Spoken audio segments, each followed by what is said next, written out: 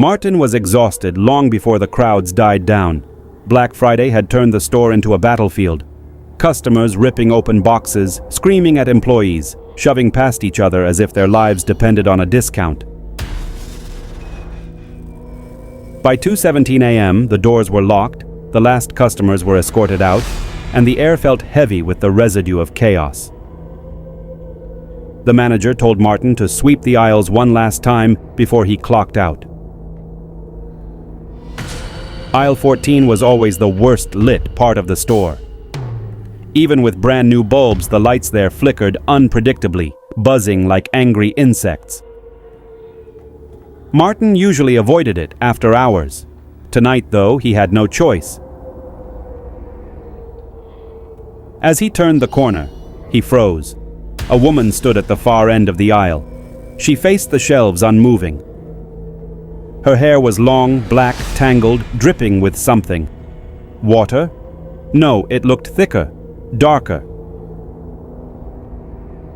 "Ma'am, we're closed," Martin called out. No reaction. "Ma'am?" he repeated, walking forward slowly. The overhead lights flickered once, washing the aisle in a cold pulse of white. The woman's head turned, slowly, painfully slow, until her face was angled toward him while her body still faced the shelf.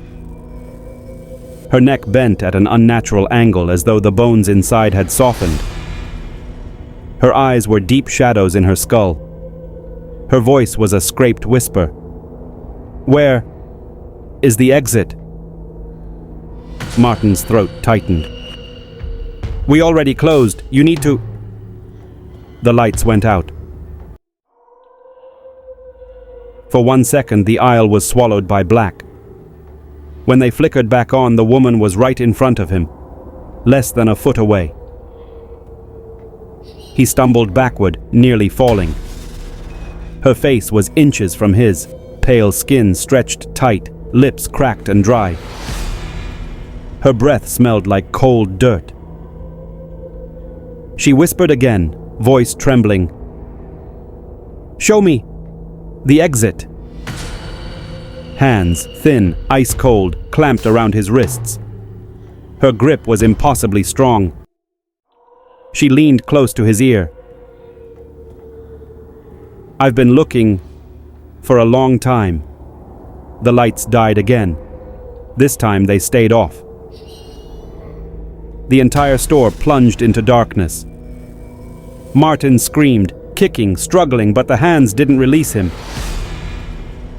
He felt himself being dragged down the aisle, feet scraping tile, breath catching in his throat. Something cold brushed his face, a wet strand of hair, a whisper full of hunger. When the emergency lights finally powered on, the aisle was empty. Martin was gone. Security footage showed nothing but the flicker of lights. No woman, no struggle, no movement.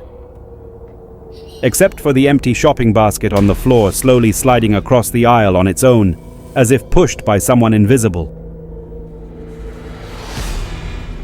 Martin's body was found 2 days later. Inside the store's loading bay, inside a sealed cardboard box. His face pressed against the plastic window, eyes open in terror, as though still searching for the exit he never found. The box had been taped shut from the inside.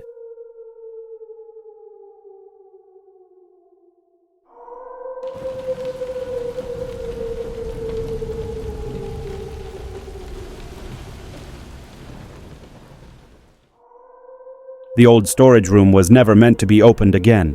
It had been sealed since the late 80s. After an incident, the company refused to explain. But the store was desperate for space on Black Friday, and the manager insisted it be cleared out. When they pried the door open, the air that drifted out was so cold and stale it burned their noses. Dust fell like ash from the ceiling. The only thing inside was a wooden chair and a wall covered in deep gouges. But the strangest part was the floor. In the dust beneath the chair was the faint outline of footprints, bare feet, leading from the corner to the door. and then stopping abruptly as if whoever made them had vanished mid-step. They ignored it. There was too much work to do. By 1 a.m., shoppers roared through the store like a storm. Jenna was assigned to the back hallway, restocking items from storage. That was when she heard the knock.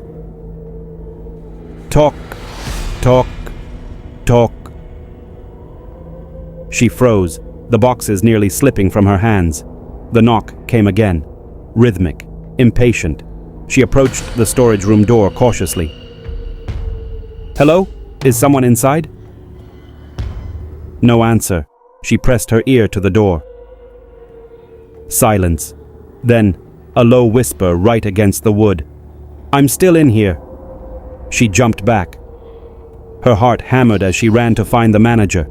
He returned with her, but when they opened the door, the room was empty. The chair was now facing the door.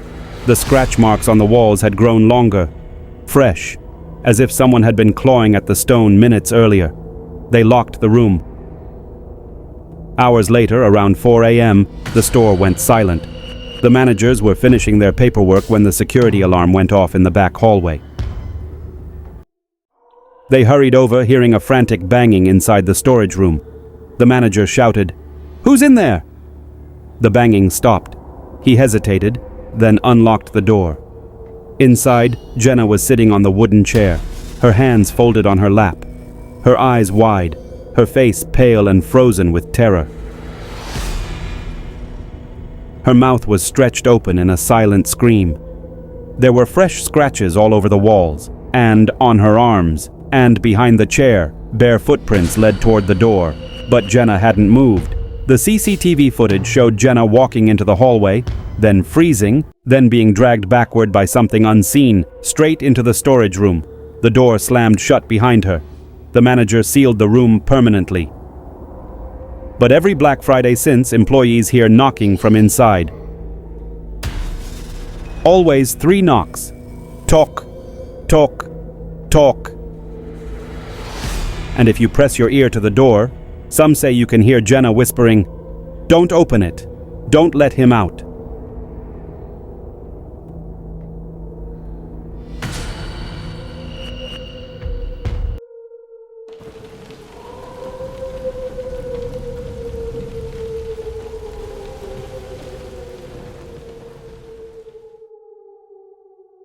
The night began like every Black Friday. Screaming customers, torn boxes, and the constant drone of sales announcements.